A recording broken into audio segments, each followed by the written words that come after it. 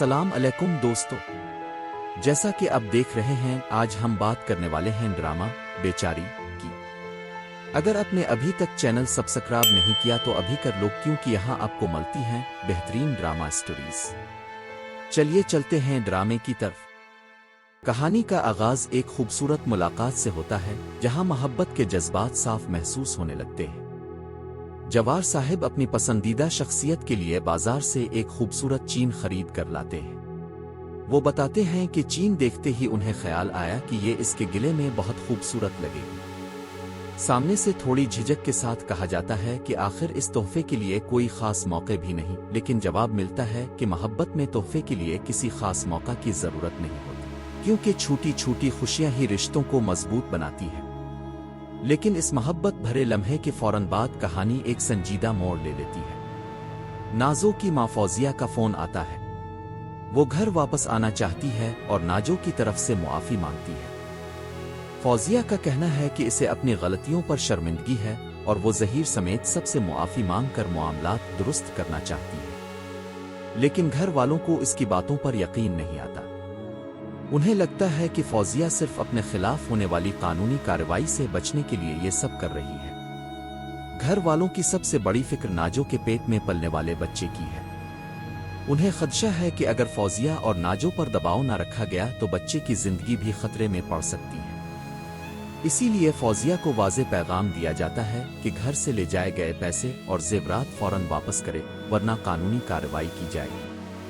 साथ ही खबरदार किया जाता है कि अगर ज़हीर के बच्चे को कोई नुकसान पहुंचा तो उसके संगीन नताइज होंगे। दूसरी तरफ ज़हीर के पाकिस्तान वापस आने की खबर भी सबको मिलती है। ज़हीर ने दफ्तर से छुट्टी मांगी है और छुट्टी मिलते ही पाकिस्तान वापस आ जाएगा। इसकी वापसी कई रिश्तों के लिए एक नया इम्तिहान साबित होने वाली है। इसी दौरान एक और शख्स को अपनी तन्हाई खत्म करने का मशवरा दिया जाता है।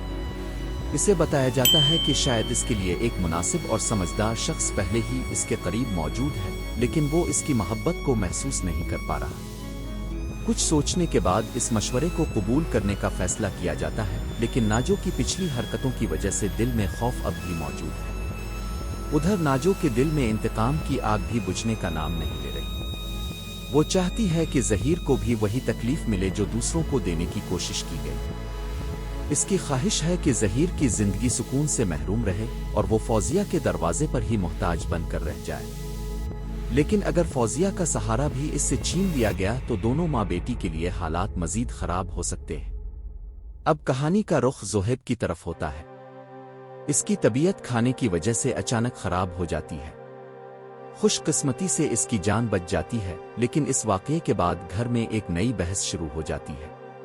कुछ लोग ज़ोहेब की मुश्किलात का जिम्मेदार नाजो को करार देते हैं। बात बढ़ते बढ़ते दो औरतों के दरमियान शदीद झगड़े में बदल जाती है। एक दूसरे पर घर का सुकून बर्बाद करने के इल्जामात लगाए जाते हैं। इसी दौरान परी के मरहूम वालिद का नाम लिया जाता है, जिस पर परी शदीद गुस्से में आ जाती है और सामने वाली को थप्पड़ मार देती है। ये थप्पड़ सिर्फ एक झगड़ा नहीं बल्कि आने वाले बड़े तूफान की शुरुआत बन जाता है। बात जब फहद तक पहुंचती है तो इसे परी के खिलाफ भड़काने की कोशिश की जाती है। इसे बताया जाता है कि इसकी गैर मौजूदगी में परी किसी और के साथ घूम रही थी और सवाल करने पर उसने थप्पड़ मार दिया। लेकिन परी साफ अल्फाज में कहती है कि फहद इसकी पहली और आखिरी मोहब्बत है। वो फहद से बेवफाई का तसव्वुर भी नहीं कर सकती। फहद के सामने अब सबसे बड़ा सवाल यही है कि वो किसकी बात पर यकीन करे। क्या वो परी की मोहब्बत और वफादारी को समझेगा या फिर किसी के बिछाए हुए जाल में फंस जाएगा।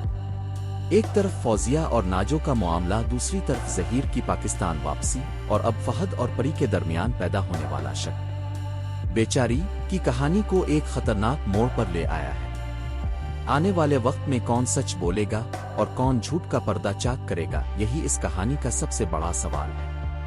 अगर आपको ये वीडियो अच्छी लगी हो तो लाइक, शेयर और सब्सक्राइब जरूर करें। और मिलते हैं नेक्स्ट एपिसोड में एक और जबरदस्त स्टोरी के साथ। अल्लाह हाफिज।